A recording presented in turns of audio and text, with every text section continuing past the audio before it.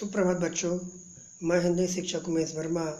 आज हिंदी कालांश के अंतर्गत आज का विषय शीर्षक सवैये।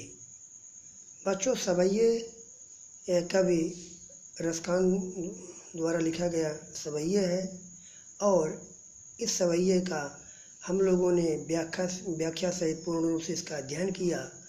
अब इसके बाद प्रश्नों पर चर्चा करते हुए आज के जो प्रश्न हैं वो प्रश्न उत्तर के साथ प्रस्तुत है, जिन पर चर्चा करते हैं। तो बच्चों, पहले प्रश्न की ओर ध्यान देते हैं। पहला प्रश्न है आपका कि ब्रजभूमि के प्रति कवि का प्रेम किन किन रूपों में अभिव्यक्ति हुआ है। ब्रजभूमि के प्रति कवि का प्रेम किन किन रूपों में अभिव्यक्त हुआ है। ठीक है। अब यहाँ पर वो ये कहना चाहते हैं कि जो ब्रज की भूमि है उनमें जो कवि रसखान है उनका जो प्रेम है उस ब्रज की भूमि के प्रति किन प्रकार से या किन किन रूपों में अभिव्यक्त हुआ है या दिखाई दे रहा है, वो है ना बच्चों। जैसे पढ़े थे हम लोग ना, वहाँ देखिए आप ध्यान दीजिए कि खग के रूप में भी, गोवर्धन पर्वत के रूप में भी बनना चाहते हैं। ठीक है। पक्षियों के रूप में भी, गोकुल के बीच में ग्वालों के बीच में भी, मनुष्य के रूप में भी, यानी वो कई प्रकार के इसमें उनका जो प्रेम है विभिन्न प्रकार से उनके उस ब्रजभूमि के प्रति ब्रजभूमि के प्रति उनका काफ़ी लगाव, उनका प्रेम है। वो सभी इन प्रश्नों को इस प्रश्न का उत्तर हम लोग यहाँ देखते हैं। ध्यान दीजिएगा। कवि को ब्रजभूमि से गहरा प्रेम है, गहरा अटूट प्रेम है। वह इस जन्म में भी ही नहीं अगले जन्म में भी ब्रजभूमि की वासी बने रहना चाहते हैं। इस जन्म में नहीं, आने वाला जो जन्म हो, अगला जन्म हो, उसमें भी ब्रज के भूमि में ही रहना चाहते हैं, वहीं जन्म लेना चाहते हैं। ठीक है। ध्यान दीजिएगा। ईश्वर अगले जन्म में उसे ग्वाला बनाए, गाय बनाए, पक्षी बनाए या पत्थर, वह हर हाल में ब्रजभूमि में रहना चाहता है। ठीक है ना। मानुष हो तो वही रस खाने, बसो ब्रज गोकुल गाँव के ग्वारन, है ना बच्चों, पढ़े थे ना। जो पशु हो तो कहाँ बस मेरो चरो नित्यानंद के धेनु मजारन। ठीक है। पाहन हो तो वही गिर को जो हरि छत्र की पुरंदर धारन। ठीक है। जो खग हो तो बसेरो करो चरो कालिंदी कूल कदम की डारन। यही जो पद है, इसी पद की बात की जा रही है। इसमें जो लेखक है, मतलब जो कवि हैं, कवि रसखान, ब्रजभूमि के प्रति गाय, ठीक है, मतलब पक्षी, ठीक है, पशु, पत्थर, सभी रूपों में वह ब्रजभूमि में ही रहना पसंद करते हैं। और इस प्रकार से इनका जो अभिव्यक्त जो प्रेम है वो इन आदि रूपों में अभिव्यक्त हुआ है। ब्रजभूमि के प्रति उनका जो है ये जो विभिन्न गाय, पक्षी, ठीक है, पशु हो गया, पत्थर हो गया, ग्वाल लोग हो गए, इनके बीच में रहना ही चाहते हैं। तो इस प्रकार से ब्रजभूमि के प्रति, है ना, इन आदि विभिन्न रूपों में इनका प्रेम अभिव्यक्त हुआ है।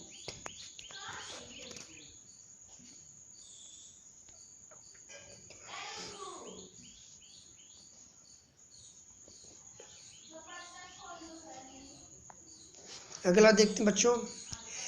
कवि का ब्रज के वन, बाग और तालाब को निहारने के पीछे क्या कारण है। कवि रसखान की बात की जा रही है कि ब्रज के वन, बाग, बगीचे जो है और तालाब को निहारने अर्थात देखने के पीछे क्या कारण हो सकते हैं, क्या कारण हैं। उत्तर पर देखिए बच्चों। कवि का ब्रज के वन, बाग और तालाब को इसलिए निहारना चाहता है क्योंकि इसके साथ श्री कृष्ण की यादें जुड़ी हुई हैं। ठीक है। कवि कृष्ण इन्हीं में विहार किया करते थे, इसलिए कवि ने उन्हें देखकर धन्य हो जाते हैं। देखो बच्चों, बात यहाँ पर यह है कि कवि का ब्रज, बाग, बगीचा और तालाब की बात की जा रही है। इनको निहारने में, देखने के पीछे कारण यही वास्तविकता में है कि जो श्री कृष्ण है, ठीक है ना। उन्होंने वहाँ उनके है ना वहाँ भ्रमण किया करते थे, वहाँ रहते थे, वहाँ बांसुरी बजाते थे, ठीक है, वहाँ गाय चराते थे। तो इस कारण से जो उनकी यादें हैं इन स्थानों से जुड़ी हुई है, बाग बगीचा और तालाब से। इस कारण से कभी उनको निहारने की, उनको देखने की इच्छा करता है, ठीक है। तो यही है कि कवि का ब्रज के वन बाग और तालाब इसलिए निहारना चाहता है क्योंकि इसके साथ श्री कृष्ण की यादें जुड़ी हुई हैं, ठीक है। कवि कृष्ण इन्हीं में विहार किया करते थे, घूमते थे, भ्रमण किया करते थे, इसलिए कवि उन्हें देखकर धन्य हो जाते हैं, इसलिए कवि को देखना अच्छा लगता है। चलिए तीसरे प्रश्न की ओर चलते हैं बच्चों। एक लकुटी और कामरिया पर कवि सब कुछ न्योछावर करने को तैयार है।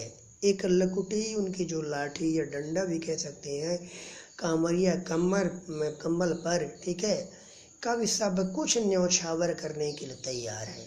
क्योंकि न्योछावर समर्पित, त्याग करने के लिए, छोड़ देने के लिए वो तैयार है। क्या है? और ध्यान दीजिए किस पर बात की जा रही है? लकुटी और कामरिया, लकुटी और कामरिया की बात बताई जा रही है। ध्यान दीजिए उत्तर की ओर। श्री कृष्ण रसखान जी के आराध्य देव हैं।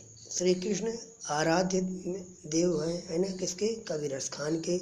उनके द्वारा डाले गए कम्बल और पगड़ी, ठीक है, पकड़ी हुई लाठी, ठीक है ना, कम्बल और लाठी उनके लिए बहुत मूल्यवान है, उनके लिए बहुत मूल्यवान है। श्री कृष्ण लाठी व कम्बल डाले हुए ग्वाले के रूप में सुशोभित हो रहे हैं, जो कि संसार के समस्त सुखों को मात देने वाला है, ठीक है। तो मात देने का तात्पर्य यहाँ पर उनको नष्ट करने वाला, उनकी उपयोगिता को, उनको, है ना, मतलब समझ रहे हैं बच्चों। या इसलिए यहाँ पर जो है, ठीक है, क्या लिखा हुआ है कि श्री कृष्ण रसखान के आराध्य देव हैं, ठीक है।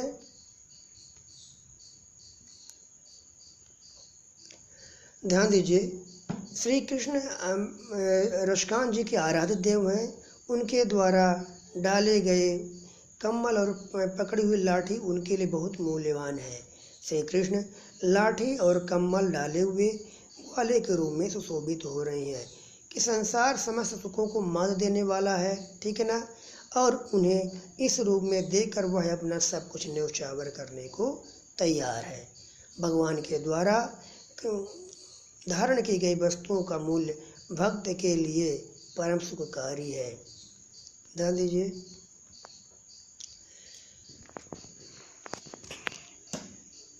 यानी देखिए यहाँ पर जो बात आई है कि समस्त सुखों को मान देने वाला है, अर्थात जैसे आठों सिद्धि नवों निधियों की बात की जा रही है, कभी उनको भी अष्ट से अष्ट सिद्धियाँ और नौ निधियाँ जो है उनके सुखों को भी कभी त्याग करने के लिए तैयार है। समस्त सुखों का मात देने वाला है, अर्थात जो और अन्य सुख हैं, श्री कृष्ण की लकुटी या कामरिया या लाठी और कम्बल जो है, ठीक है, उनके पीछे, ठीक है, अष्ट सिद्धि और नौ निधियों का जो सुख है वो तुच्छ है ना। मात देने वाले का तात्पर्य मतलब यहाँ पर तुच्छता से है, कुछ भी नहीं है, उनको नष्ट करने वाला, उनको बुलाने योग्य है, ठीक है ना, उनका कोई कीमत नहीं है, ठीक है। उन्हें इस रूप में देखकर वह अपना सब कुछ न्योछावर, यानी और कभी यहाँ पर लकुटी और कामरिया चाहता है यदि वो उसे मिल जाए तो उसके पीछे वो आठों प्रकार की सिद्धियों, 9 प्रकार की निधियों को भी, सुखों को भी त्याग करने के लिए वो तैयार है।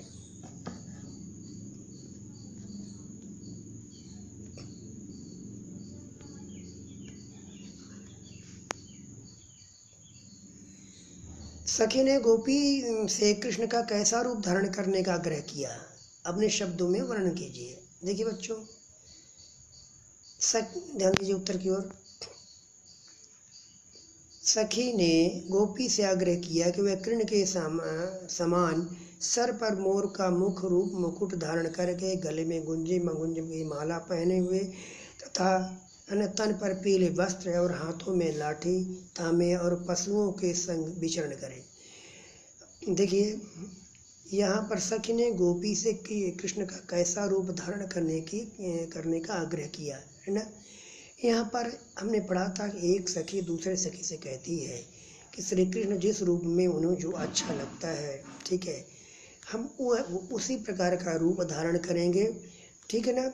जैसे उन्होंने कहा था ना कि वह सखी जो है, मतलब सखी ये कहते हैं कि सिर पर मोर का मुकुट धारण कर लूँगी, ठीक है, पीले वस्त्र धारण कर लूँगी, ठीक है, और गले में गुंज की माला भी पहन लूँगी, ठीक है, और सिर पर मोर का मुकुट भी है ना, सिर पर मोर का मुकुट और गले में गुंज की माला, एक प्रकार के फल की माला, ठीक है, वो धारण कर लेंगे। पीले वस्त्र ही पहन लूँगी, ठीक है, और जिस प्रकार से वो गायों के बीच में लाठी और डंडा लेकर के गायों को चराते हैं, उसी प्रकार मैं भी गायों के बीच में भ्रमण करूँगी। हाँ, एक चीज़ जरूर, लेकिन श्री कृष्ण की मुरली जो है उसको अधरा नहीं धरूँगी, यानी उनको अपनी ओठों पर नहीं रखूँगी, क्योंकि मुरली वो अपना सौदा समझती हैं। चलिए आगे चलते हैं बच्चों।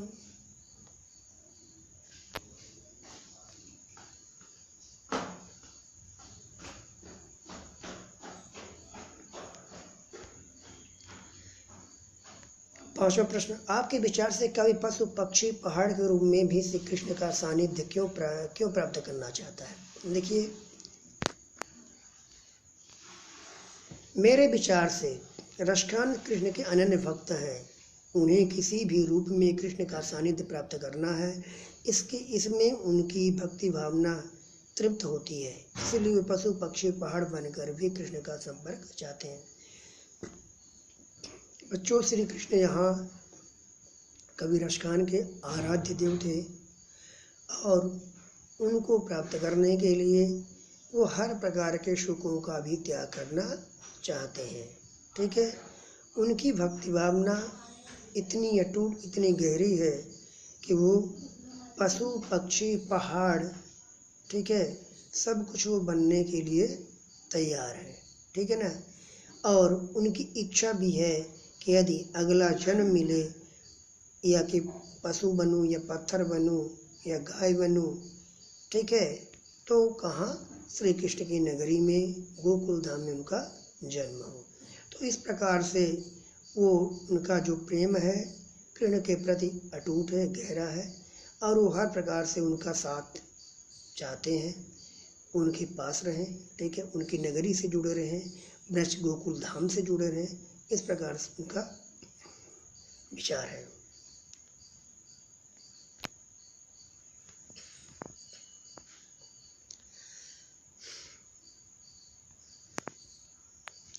चौथे सवैये के अनुसार गोपियाँ अपने आप को क्यों विवश पाती हैं, ठीक है। चौथा प्रश्न है कि चौथे सवैये में, ठीक है, गोपियाँ अपने आप को विवश हो जाती हैं, है ना। क्यों विवश हो जाती हैं, ये ध्यान दीजिएगा। चौथे सवैये के अनुसार कृष्ण का रूप अत्यंत मोहक तथा उनकी मुरली की धुन बड़ी मादक है। मादक मतलब मनमोहक ही, ठीक है, मस्त है ना, रोचक है।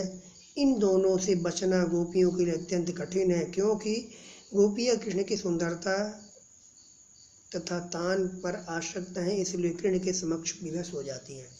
देखिए, चौथे सवैये में ये कहा गया था कि ब्रज गोपियाँ ब्रज के गोकुल, मतलब ब्रज या गोकुल गांव के लोगों को बुला बुला कर कहना चाहती हैं कि जब वो बांसुरी बजाएंगे, गोधन गाएंगे, तो उस दौरान वह अपने आँख में उंगलियां रख लेंगे, लेकिन, ठीक है, लेकिन जो उनकी बांसुरी है, यदि वो अगर कहीं उनके कान तक पहुंच गई तो फिर वो अपने आप को रोक नहीं पाएंगे, ठीक है। और वो ब्रज के गोकुल गांव के लोगों को बुला बुला कर कहती हैं कि फिर बाद में मुझे कोई दोष ना देना। तो यहाँ पर चौथे सवई में गोपियाँ अपने आप को क्यों, यानी हर प्रकार से अपने आप में वो धैर्य रखने की कोशिश करते हैं, लेकिन उनका धैर्य उनकी बंसी बांसुरी के सामने अपने आप को रुक नहीं पाता है, रोक नहीं पाती हैं, और इस कारण से वो उनकी बांसुरी को सुन करके उनकी ओर खींचे चली जाती हैं। तो इस प्रकार से बच्चों वो गोपियाँ विवश हो जाती हैं।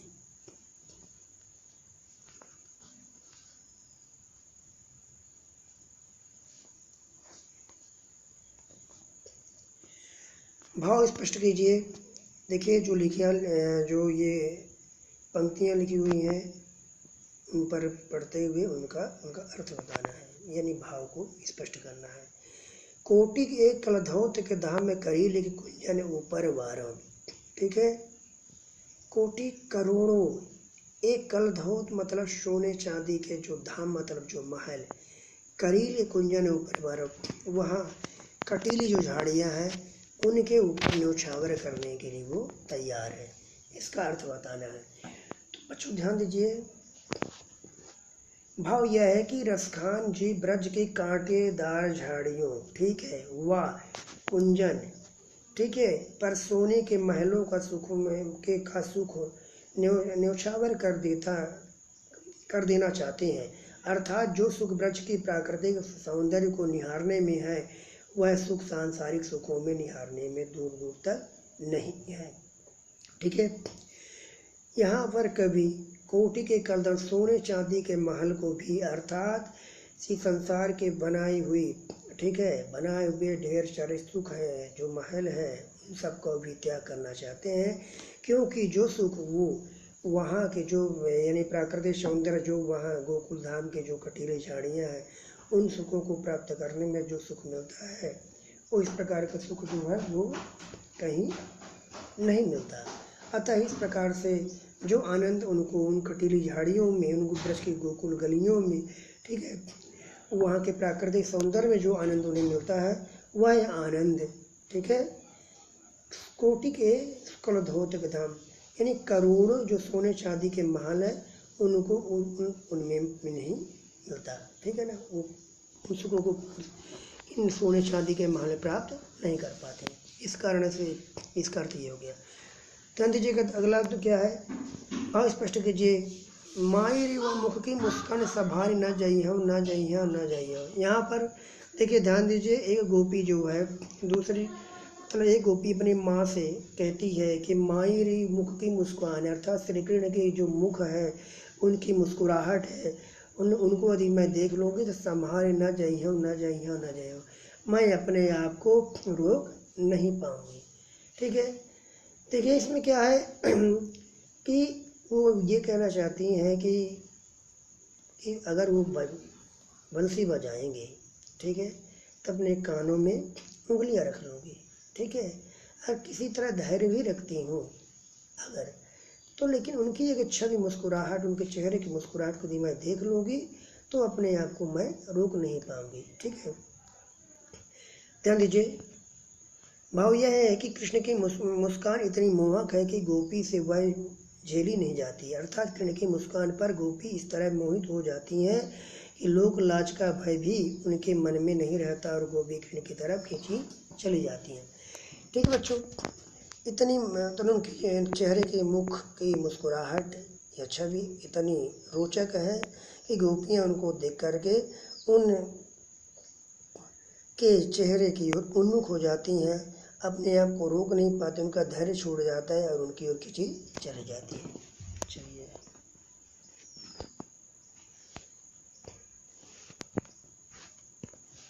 आठवां प्रश्न पर बच्चों, कालिंदी कूल कदम के डार में कौन सा अलंकार है बच्चों?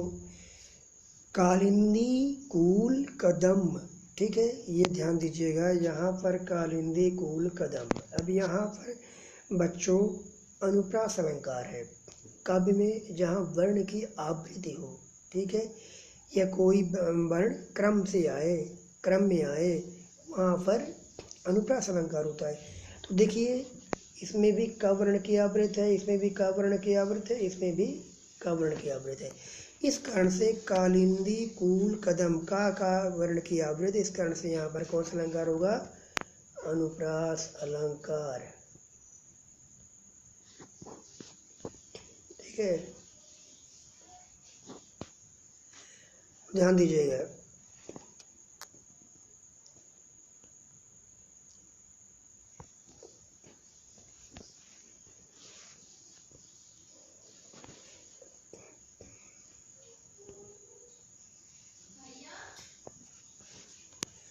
नौवां प्रश्न बच्चों, काव्य सौंदर्य स्पष्ट कीजिए। या मुरली मुरलीधर की अधरान धरी अधरान धरूंगी।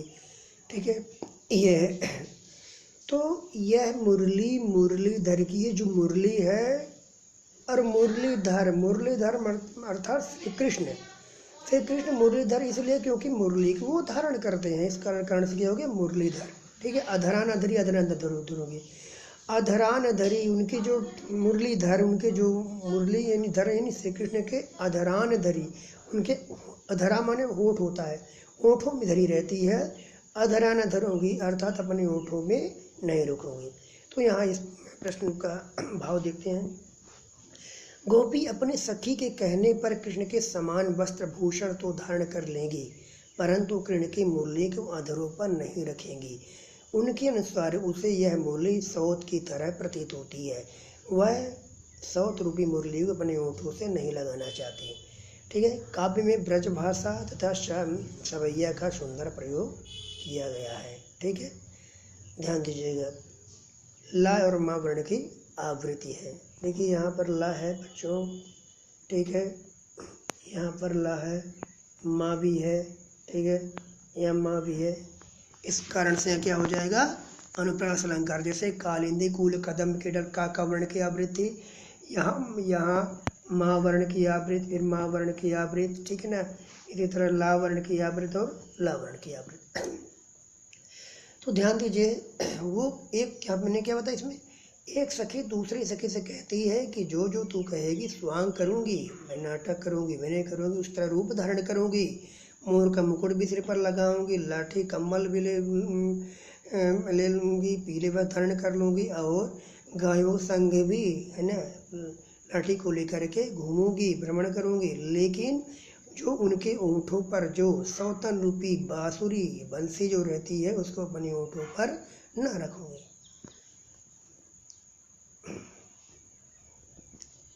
तो बच्चों इस प्रकार से इस पाठ का जो प्रश्न था वो यहाँ से पूर्ण हुआ। धन्यवाद बच्चों।